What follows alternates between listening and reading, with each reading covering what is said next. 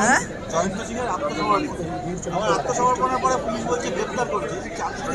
আত্মসমর্পণের পরে পুলিশ বলছে গ্রেপ্তার করবে, আত্মসমর্পণের পরে গ্রেপ্তারই তো করে, এটাই তো নিয়ম।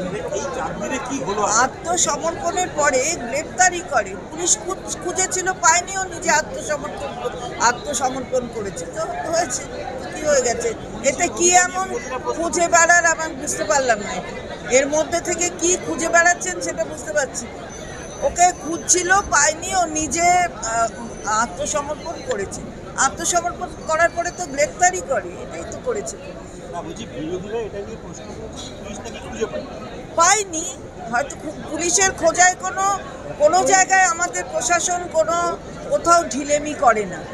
যদি করতো তাহলে ওকে আত্মসমর্পণ করতে হতো না। ওকে খুঁজছে বলেই ও ওটা না বুঝতে পেরেছে যে ধরা পড়বে, তাই করেছে। তাহলে এটা নিয়ে কিছু খুঁজে বেড়ানোর কোনো কারণ নেই।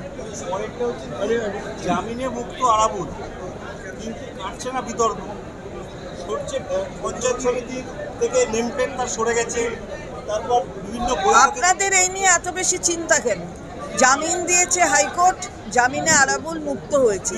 কোথায় আছে কিনা, কোথা থেকে কার নেমপ্লেট সরলো, তাই নিয়ে আপনাদের এত মাথা ব্যথা কেন আমরা বুঝলাম না। সে আমাদেরও আপনাদের রিয়াকশান দিতে হবে, কারণ এটা তো আমাদের অ্যাকশন, তাহলে আপনাদের রিয়াকশান দিতে হবে।